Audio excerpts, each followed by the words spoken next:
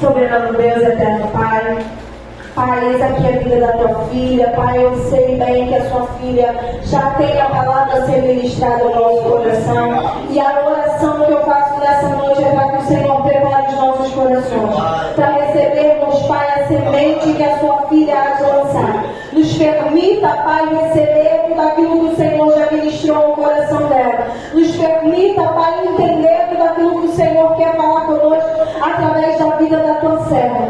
Usa, Senhor, conforme o Senhor quiser. Faz dela, Senhor, uma atalaia, para que possamos ouvir, Pai, a tua voz. É o que eu te peço, desde já te agradeço, em nome de Jesus. Amém. Amém, aleluia.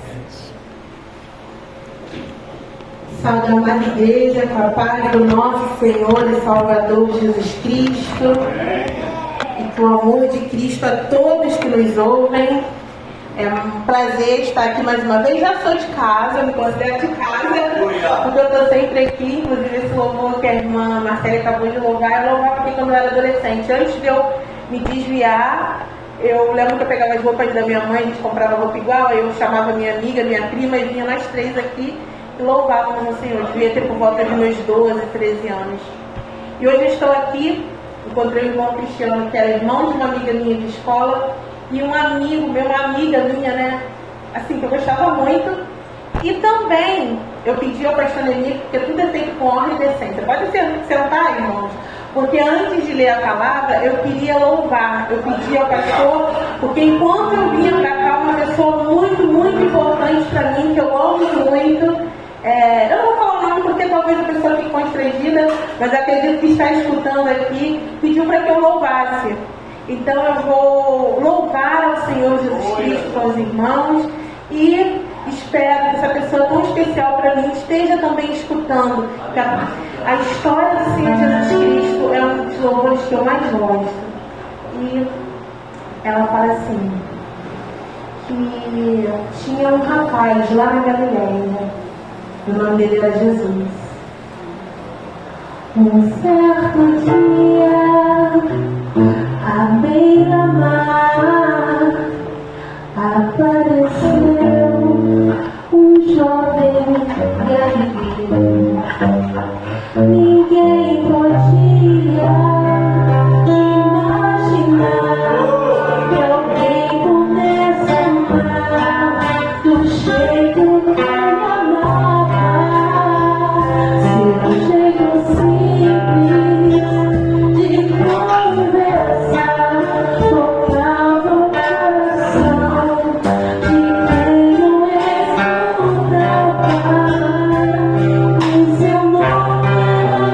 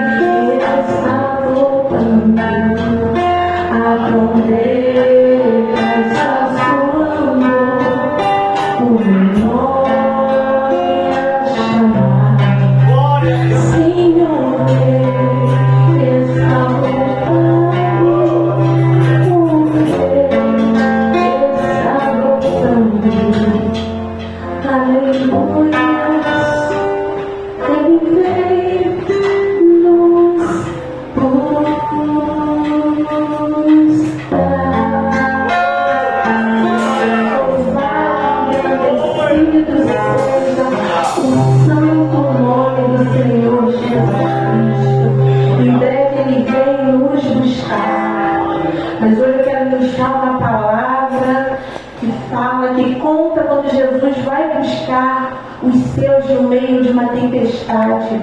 Mateus capítulo 14. Louvado e engrandecido seja o nome santo do Senhor Jesus Cristo.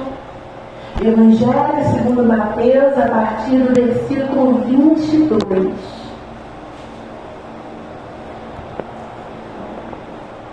Aleluia, Senhor Jesus. A epígrafe do texto diz: Jesus anda por cima do mar. Todos encontraram? Mateus 14, 22. E logo ordenou Jesus que os de seus discípulos entrassem no barco e fossem adiante para outra banda, enquanto despedia a multidão. E despedida a multidão, subiu ao monte para orar à parte. E chegada já à tarde, estava ali só. E o barco já estava no meio do mar, açoitado pelas ondas, porque o vento era contrário. Mas à quarta vigília da noite, dirigiu-se Jesus para eles, caminhando por cima do mar. E os discípulos, vendo-o caminhar sobre o mar, assustaram-se, dizendo: é um fantasma, e gritaram com medo. Jesus, porém, lhes falou logo, dizendo: tende bom ânimo, sou eu, não temais. E respondeu-lhe Pedro e disse: Senhor, se és tu, manda-me ir ter contigo por cima das águas. E ele disse: vem. E Pedro, descendo do barco, andou sobre as águas para ir ter com Jesus. Mas, sentindo o vento forte, teve medo. E, começando a ir para o fundo, clamou, dizendo: Senhor, salva-me! E logo Jesus, estendendo a mão, segurou-o e disse-lhe: homem de pouca fé, por que duvidastes? E quando subiram para o barco, acalmou o vento. Então aproximaram-se o que estavam no barco e adoraram-o, dizendo: és verdadeiramente o Filho de Deus. Senhor, Deus amado e querido, em concordância, meu Pai, por tudo que tem sido louvado e ministrado nesta noite, Pai amado, eu peço mais uma vez, Senhor, que o Senhor tenha misericórdia da minha vida, Senhor, e que eu possa, meu Pai amado, trazer a mensagem, meu Pai, que o Senhor tem para nos entregar essa noite, Senhor, para mim e para a sua igreja, Pai. Meu Deus, abre os nossos corações, o nosso entendimento, Senhor, que eu seja seu instrumento, que eu não fale nada de mim mesma, Senhor, que eu não fale nada a mais, nem nada a menos, Senhor amado, mas apenas aquilo, meu Pai, que o Senhor quer ministrar para nós, que nós guardemos a Tua palavra, Senhor, nos nossos corações e nas nossas mentes e vivamos de acordo com a Sua vontade. Essa passagem que conta sobre milagres do Senhor Jesus andar sobre as águas, ela acontece logo após a primeira multiplicação dos pães, onde Jesus multiplica 5 pães e 2 peixes para uma multidão de mais de 5.000 homens, e fora mulheres e crianças. E o texto, ele começa dizendo que Jesus, ele manda. E logo ordenou Jesus que os discípulos entrassem no barco e fossem para outra banda, enquanto despedia a multidão.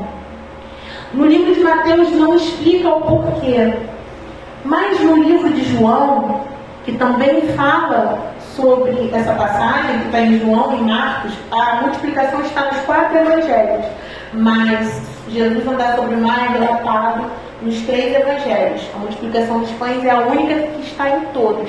Mas João, ele explica bem.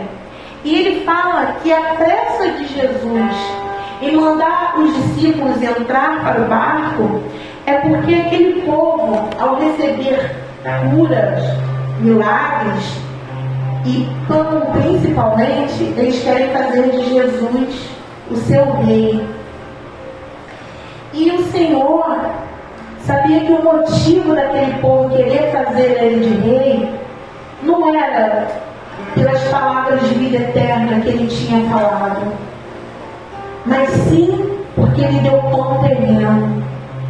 Aquele povo não estava aceitando o pão do céu, que é Cristo, mas aquele povo queria o pão da terra.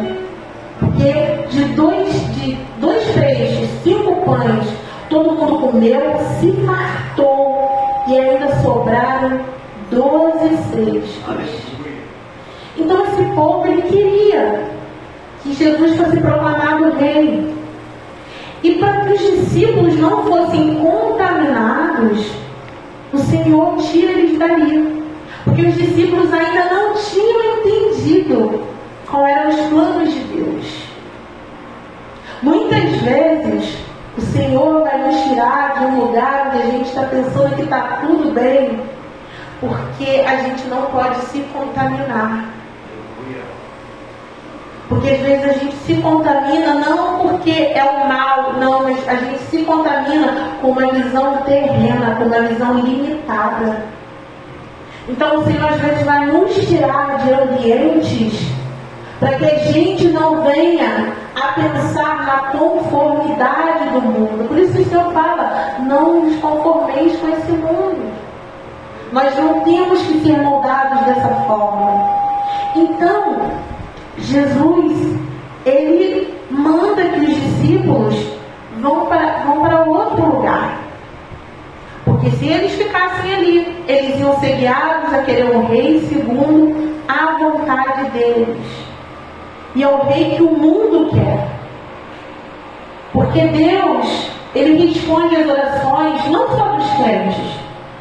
Tem gente que pensa que tudo que os outros recebem lá no mundo é o inimigo que deu. Tem coisa que é o inimigo que deu, sim. Mas tem coisas que é Deus que dá. Só que receber uma bênção de Deus não significa ter Deus contigo. O que também não significa ter salvação. Em outro momento, 10 leprosos se achegam ao Senhor Jesus Cristo pedindo cura. Ele fala para ele, vão ao sumo sacerdote, se mostrem lá, que vocês vão ser curados. Eles tinham tanta fé que os 10, não foi um, não foi dois, os 10, eles foram ainda leprosos mediante a palavra. Eles escutaram a palavra e eles foram, mesmo sem a cura, eles acreditaram e eles foram se mostrar ao sumo sacerdote. E no meio do caminho eles ficaram curados. Mas quantos voltaram? A palavra vai dizer que só um. Aí o Senhor Jesus fala para ele, mas não foram 10? Como só você voltou?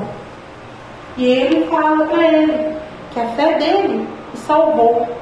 Além de cura, aquele homem recebeu vida eterna. Então aqui nós vemos que desde aquela época o povo buscava um rei terreno. E hoje em dia as pessoas também buscam um rei terreno. As pessoas querem Jesus como seu Salvador. E sim, é o certo. Nós temos que querer Jesus como seu Salvador. Mas o mais difícil é ter Ele como Senhor. Porque ter Jesus como Senhor é negar a si mesmo. E é por isso que o Evangelho é tão difícil. Porque ter Jesus como Senhor não significa que a gente está livre de tempestade, mas que algumas vezes Ele mesmo vai nos mandar para a tempestade. Sabe por quê? Porque nós precisamos ser moldados. Essa passagem se encontra no Evangelho de Mateus a partir do versículo 14. Mas no versículo 8, no capítulo 14, mas no capítulo 8, nós vemos que os discípulos eles também passaram por uma tempestade. Só que a diferença é que lá no capítulo 8, Jesus entra no barco e os discípulos vão atrás. Eles vão atrás de Jesus, eles estão fazendo certo, eles estão seguindo a Jesus. Só que mesmo eles seguindo a Jesus, mesmo eles indo atrás de Jesus, quando vem a tempestade, o povo esquece que Jesus está no barco. E quantas vezes a gente faz a mesma coisa? A gente está seguindo a Jesus, a gente está indo atrás de Jesus. A gente sabe que Ele está no barco conosco, mas quando vem a tempestade, a gente esquece que Ele está lá. Ele está dormindo, mas Ele está lá. E quando Ele levanta a voz e fala basta, a tempestade, ela acaba. Então eu creio que Jesus é que Ele queria dar mais uma oportunidade para aqueles homens de pequena fé, que naquele momento perguntaram: quem é esse que até o vento e o mar obedece? Agora é Jesus que manda aquele povo ir para o outro lado. E eu pergunto: Jesus sabia que ia ter tempestade? Ele sabia, Ele sabe de tudo. Mas então por que é que Jesus envia aquele povo, os discípulos dele, para o meio da tempestade? Eu entendo, né, posso estar enganada, mas mediante a palavra que o Senhor me colocou aqui, são palavras que o Senhor me coloca no coração para falar de dois tipos de tempestade. Pode haver mais, mas nessa noite o Senhor fala de duas tempestades. O primeiro tipo de tempestade é a tempestade causada por juízo. A tempestade de juízo, a gente pensa é o juízo de Deus sobre nós. Não, ela é uma tempestade causada por nós mesmos. Porque a gente é rebelde, a gente faz o que a gente não deve fazer, e aí o Senhor traz uma tempestade. Eu conheço um profeta lá do Antigo Testamento, Jonas. Deus fala assim: Jonas, vai pregar em Nínive. Nínive fica para o Oriente. Jonas faz o quê? Jonas cisma que vai, ele bota: eu vou para Jope. Mas sabe o que acontece com Jope? Jope é o ponto, naquela época, mais distante de Nínive, que tinha o lugar mais ao ocidente. Ele fala: eu vou para o lugar mais longe da vontade de Deus, porque ele não queria fazer a vontade de Deus. E aí veio uma tempestade na vida de Jonas, naquele barco. E sabe o que é pior? É que quem entra na tempestade por desobediência, muitas vezes leva os seus consigo. Porque Jonas entra naquele barco e ninguém ali tinha sido mandado para Deus e para Nínive, mas todo mundo entrou na tempestade junto com Jonas. E foi cada um clamar para o Deus que eles tinham, mas nenhum Deus tinha resposta, só o de Jonas. E Jonas, sabendo quem era o Deus dele, e mesmo assim, em rebeldia, ele falou: não pode me jogar no mar. E a tempestade cessa lá. Mas o interessante é que lá, depois os irmãos leiam, não sei se vocês repararam, que mesmo Jonas de desobediência, quando Deus age, aqueles homens veem que quem é o Deus verdadeiro, Deus que acalma a tempestade, é o Deus de Jonas. E Jonas, então, ele é resgatado, sabe como? Para a barriga de um peixe. Vem um peixe ao resgate de Jonas, para Jonas ficar no lugar do pensamento, para Jonas refletir. Porque Deus, ele é tão misericordioso que até mesmo quando a gente está na tempestade, o Senhor dá tempo de arrependimento para a gente. Mas até quando? E quando nós ouvimos essa palavra, a gente pensa lá no povo do mundo. Até quando Deus vai te dar a oportunidade para você aceitar Jesus? Sim, essa palavra é para eles. Mas eu pergunto: Jonas era do mundo ou Jonas era servo? E essa palavra é para mim também. Porque às vezes Deus manda eu ir para o Oriente e eu quero ir para o Ocidente. Deus manda eu ir para um lado e eu fico parado.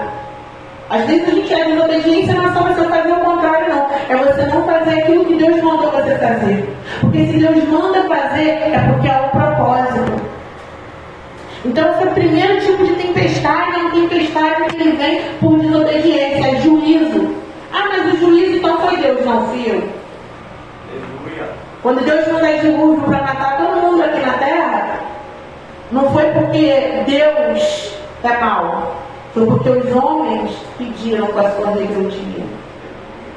Quando Deus coloca a gente para ser tratado, a palavra diz lá que os vasos se quebraram. Nós mesmos nos colocamos. Mas tem tempestade, que é o Senhor que manda, como Jesus mandou naqueles discípulos para mim. E a tempestade que o Senhor manda é uma tempestade para nos moldar. Porque a palavra ele fala que 5 mil homens, fora mulheres e crianças, se alimentaram.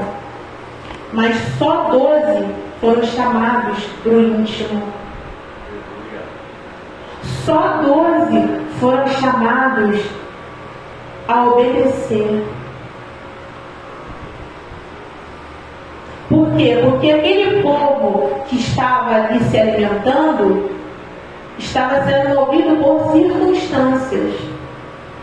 Aí você pode até pensar assim, mas como assim circunstâncias? Se não tinha nada para comer e eles estavam lá. Mas aqui da palavra fala, lá no início de Mateus 14, que o povo foi para lá porque eles queriam um milagre. Jesus tinha acabado de receber a notícia que João Batista tinha sido morto, decapitado, e ele quer ficar sozinho. E o povo vai atrás. Mas o povo não ia atrás de palavra de vida. O povo ia atrás de cura, milagre e salvação. E até hoje ainda é assim. Só que Jesus se compadeceu, a palavra diz. Se condoeu daquele povo.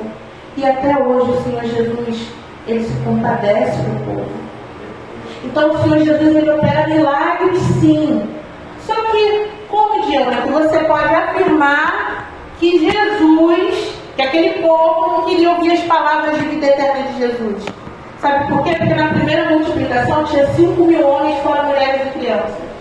Na segunda multiplicação tinha 4 mil homens fora mulheres e crianças. Mas em Pentecostes, Atos 2, na descida do Espírito Santo, quando o povo estava reunido em obediência, orando e buscando, só tinha cerca de 120 pessoas. E dessas 120 pessoas, 11 estavam aqui nesse barco. Uma não estava porque se perdeu pelo caminho, o que prova que até mesmo aqueles que andam em intimidade com Deus, que têm uma vida com Deus, que obedecem a Deus, se não vigiarem e se contaminarem por aquilo que o mundo oferece, podem cair. Por isso que a palavra diz que nós devemos vigiar em todo o tempo. Então Jesus, ele manda os discípulos para o outro lado. E ele vai dizer que eles já estavam a cerca de 20 estádios, não aqui no Mateus não especifica, mas estavam a mais de 5 quilômetros de distância. Eles estavam muito longe. E Jesus, ele não estava, dessa vez, ele não estava no barco. Só que, irmãos, a experiência que a gente tem de prova, quando a gente se converte, é a mesma que a gente tem quando a gente tem 5, 10, 20, 30 anos de convertido. Eu não sei com 30 porque eu sou novata, completei agora 6 anos. Mas eu sei que as provas, elas vão evoluindo, igual quando você é um atleta, elas vão evoluindo. Da primeira vez, Jesus estava no barco e ele nem tinha mandado. Da segunda, ele não estava lá. E agora? Se da primeira vez, eu sabendo que Jesus estava comigo, eu me desesperei. E agora que Deus mandou fazer uma coisa e depois ficou em silêncio. E eu pergunto, Senhor, é isso mesmo? E Deus não fala. Senhor, eu estou na direção certa? E Deus não fala. Sabe por quê? Porque Ele já falou. E agora Ele está querendo no nível mais profundo. Ele quer obediência e Ele quer intimidade. Sabe para quê? Para alimentar e aumentar a fé. E quando eles veem Jesus vindo na direção deles, eles tomam até um susto. Às vezes a gente fica, nossa, a gente pede para Deus responder. Quando Deus responde, a gente fica na dúvida. Será que é mesmo? Será que é coisa da minha cabeça? Senhor, eu sou assim, tá? Senhor, é o meu coração ou é a tua voz? E ele não fala nada, sabe por quê? Porque para ter resposta tem que mergulhar na intimidade. Porque quando a gente está mergulhado na intimidade, a gente consegue discernir o que é a voz do mundo, o que é a voz do maligno, o que é a voz da nossa consciência, o que é a voz do nosso coração e o que é a voz de Deus. Então aqueles discípulos ali aterrorizados, e Jesus fala para eles: sou eu. Na nossa língua, na língua original, a ordem das palavras é diferente. Ele fala assim, ó, eu sou. E quem é o eu sou? O eu sou é aquele que apareceu lá no deserto para Moisés, que falou: tira as sandálias do teu lugar e você pisa no lugar santo. Eu sou o Deus dos teus pais. Senhor, qual é o teu nome? Eu sou. Eu sou o que sou, serei o que serei. Quando Jesus fala eu sou, ele está afirmando: eu sou. Eu sou Deus. Eu sou Deus da sua vida. Eu serei o que eu serei. Serei calmaria, serei tempestade. Serei brisa suave. E a todo tempo serei o seu socorro, o seu alívio, o seu amor, a sua salvação. Então Pedro, ele fala assim, porque a gente pede prova para Deus, né? Fica igual a Gideão: Senhor, se é o Senhor, molha o algodão e deixa a terra seca. Agora, se é o Senhor, deixa a terra seca e molha o algodão. A gente fica perguntando: Senhor, se é o Senhor mesmo, faz assim, Senhor. Só que Pedro fala assim: se é o Senhor mesmo, me manda andar sobre as águas. E Pedro começa a caminhar sobre as águas. E o que eu acho interessante é que o Senhor chama Pedro para caminhar sobre as águas, mas em nenhum momento ele manda a tempestade parar. Porque Deus, ele dá a ordem, manda a gente obedecer, independente das circunstâncias, independente do que aconteça. E enquanto Pedro está olhando para Jesus, ele está andando sobre as águas. Só que Pedro faz algo. Em vez de olhar para Cristo, que é o alvo, como diz lá em Filipenses 3,14. E Paulo fala assim: irmãos, quanto a mim, não julgo que haja alcançado, mas uma coisa faço, é que, esquecendo-me das coisas que ficaram para trás e avançando para o que estão diante de mim, prossigo para o alvo, pelo prêmio da soberania vocação de Deus, Cristo Jesus. O alvo é Cristo. Está ventando, a onda está batendo, o alvo é Cristo. Porque quando a gente perde Cristo do foco, que a gente olha para o vento, a gente se assusta. E quando a gente se assusta, a gente perde o equilíbrio. E quando a gente perde o equilíbrio, a gente pode até cair. E Pedro aqui, nesse momento, pior do que cair, ele começou a afundar. Porque ele parou de olhar para o alvo. Por isso que Cristo é o nosso alvo. No mundo tereis aflições, mas tem de bom ânimo. Eu venci o mundo. Você também vai vencer. Eu também vou vencer, desde que Cristo seja o alvo. E quando Pedro começa a afundar, quando eu estava pensando nessa palavra, a frase que me veio assim, eu sei que não vem de mim, porque de mim não vem nada, porque eu não tenho capacidade para isso, mas o Espírito Santo falou assim para mim quando eu estudava: por olhar para o vento, Pedro não percebeu que ele estava caminhando sobre um milagre. Por olhar por todo o vento, por olhar por tudo aquilo que está acontecendo na nossa vida, a gente esquece que a gente está vivendo sobre um milagre. Como que eu estou andando por sobre as águas e eu fico com medo de um vento? Como que eu estou com Jesus? Mas, irmãos, eu não julgo Pedro, não, irmãos. Porque eu acho que talvez eu faria pior. Eu ia, antes de sair do barco, porque Jesus falou, Pedro imediatamente saiu. Talvez eu ia pedir 1001 confirmações do Senhor. Aí eu ia dar o primeiro passo, olhar. Mas isso está certo? Não. Tanto que eu falei, eu ia no pretérito imperfeito. Mas eu peço para Deus e coloco na minha vida e tomo posse de que eu não irei. Quando eu for, eu não vou com dúvidas, eu vou fazer o que o Senhor mandar. Tome posse disso, irmão. Se Deus mandou ir, vá. Confie. E a única forma de saber se é Deus falando, intimidade. E é por isso que o Senhor nos coloca nas situações de tempestade. Porque quando está tudo bem, a gente lembra às vezes de orar para agradecer. Vamos fazer um culto de ação de graça. A gente faz 3 horas de festa e 5 minutos de oração. Se tiver 5 minutos de oração. E ainda reclamando.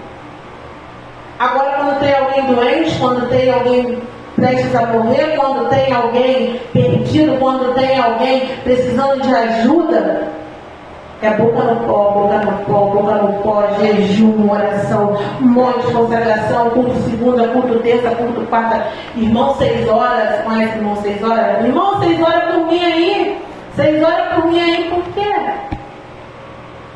Porque está passando o vento. Então o vento, ele nos molda. E o Senhor estava moldando eles. Ele estava mandando caminhar sobre o milagre, mas ele não mandou o vento cessar. E aí o que acontece? Simplesmente, Pedro olha para o vento e Pedro começa a afundar. Irmão, não julgue Pedro, porque eu acredito, não posso afirmar que alguém aqui já pode ter duvidado em algum momento, se era Deus que estava mandando. Se alguém não fez isso, glória a Deus por sua vida, que eu peço que você continue assim, que eu tenho uma fé na palavra do Senhor. Porque eu, algumas vezes, fiz que nem Pedro. Eu estava no meio da tempestade, eu estava debaixo de uma promessa, e aqui Pedro não está nem debaixo da promessa, ele está em cima do milagre. Mas mesmo assim ele duvidou e ele começou a afundar. E o que me chama a atenção é que a palavra fala assim, ó, mas sentindo o vento forte, versículo 30, teve medo e começou a ir para o fundo e clamou dizendo, Senhor, salva-me. E logo Jesus, estendendo a mão, Jesus fez o quê? Estendeu a mão. Jesus andou até Pedro. Jesus correu até Pedro. Jesus estendeu a mão. Olha o quanto que Pedro já tinha andado. Porque a palavra não fala que Jesus foi em direção a Pedro. Ela fala que Pedro falou, me manda aí até o Senhor.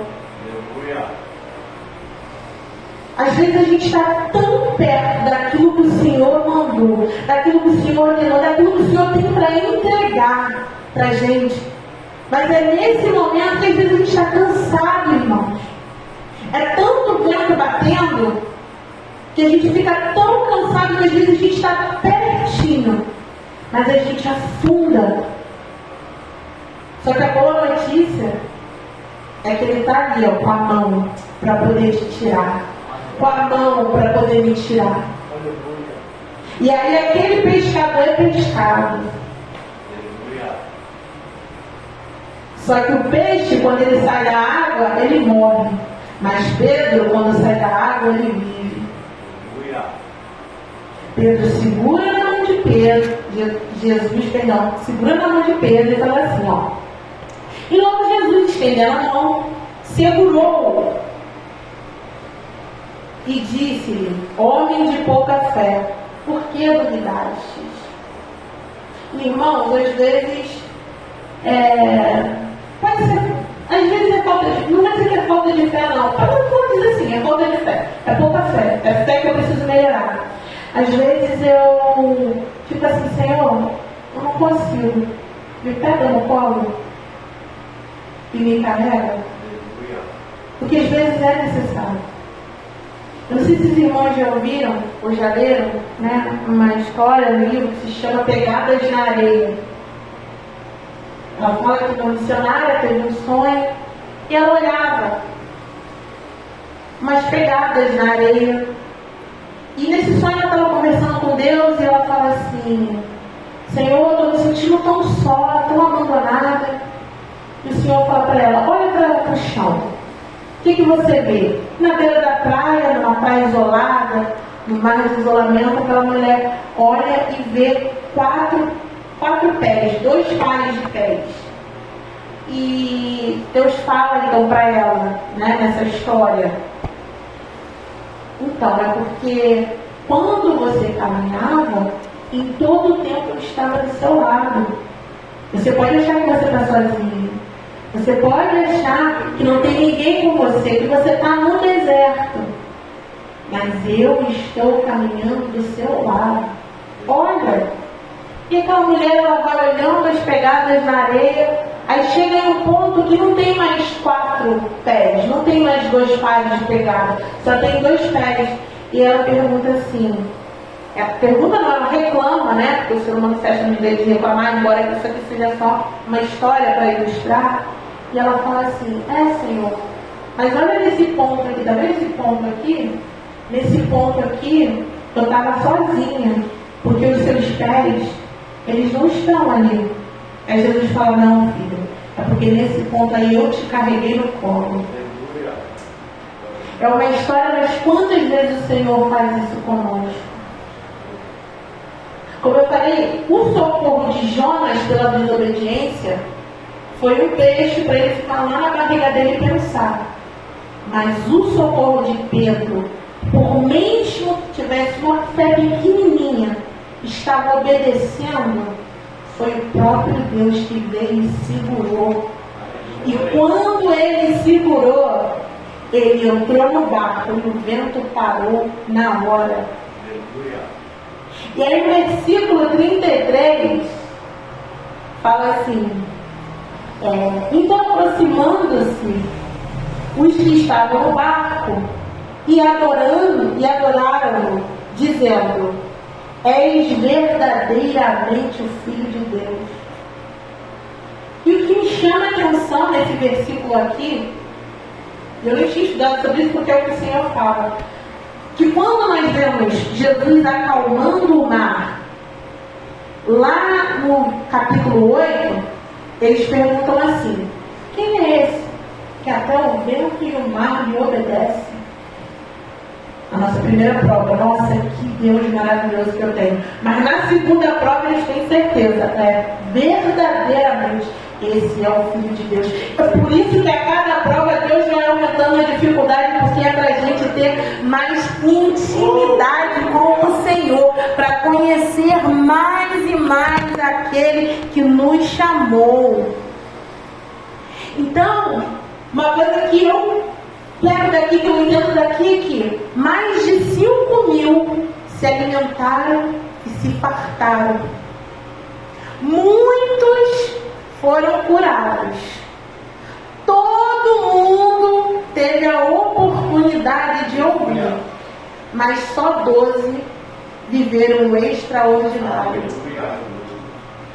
Mas a boa notícia que eu tenho essa noite para quem escuta é que do mesmo jeito que Jesus foi ao resgate de Pedro, ele veio à terra para o resgate de todos aqueles que o aceitar como Senhor e Salvador da sua vida. Qual a tempestade que você tem passado? É uma tempestade por desobediência ou por obediência? Mas em ambas as tempestades o Senhor vai te mandar socorro. Basta você querer. E quando o Senhor Jesus vier ao teu socorro, mesmo você que está em desobediência, Ele vai vir ele mesmo, porque lá em Jonas, o Cristo manifesto ainda não tinha se feito carne. O Cristo manifesto ainda estava com o Pai, sendo ainda o Verbo de Deus. Mas agora, quem vem em socorro é o próprio Espírito Santo. E não só para andar do lado, mas para habitar dentro daqueles que aceitam ao Senhor Jesus como Senhor e Salvador. Eu já passei por tempestade na beira da praia, não foi nem alto mar. Meu pai também, que glória a Deus está aqui escutando hoje, já passou. É brabo, não é, pai? Uma tempestade em mar aberto? É um vendaval, gente. Eu sou fortinha, eu não conseguia descer uma escada, eu não conseguia andar. Eu lembro a primeira vez que eu peguei, meu pai falava, Diana, eu falava assim, não vou te abandonar, pai, vou ficar junto com o Senhor. Mas é uma coisa horrível. E agora imagine você estar no meio do mar. Só que quando você está no meio do mar, você não consegue gritar. Tenta gritar com água na boca. Tem gente que está mergulhado no mar de sofrimento. Tem gente que está sendo engolido pelas ondas, que tenta gritar, mas não consegue. Só se sufoca. Mas existe um Deus que Ele é a água da vida. Ele é o pão da vida. Ele é o sopro do Espírito. Então, seja qual o estado que for, sólido, líquido, gasoso, o estado físico, químico que a pessoa quiser, Ele responde. Se a sua voz é abafada pelo mar de sofrimento, a sua lágrima fala ao Senhor. Porque o Senhor recolhe as lágrimas. Mas não queira o Senhor só para se alimentar fisicamente, para se fartar dos pães. Não queira o Senhor somente para viver milagres, para alcançar bênçãos. Queira o Senhor para que Ele habite na sua vida. E aqueles que, como eu, já têm o Senhor vivendo dentro de si, que nós prossigamos em conhecer ao nosso Senhor.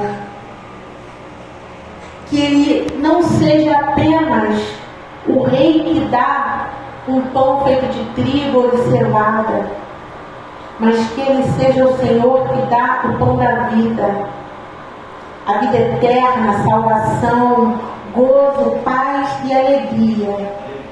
E o melhor de tudo, a sua maravilhosa presença em nossas vidas. E assim eu agradeço a minha rica oportunidade. Em nome de Jesus. Aleluia.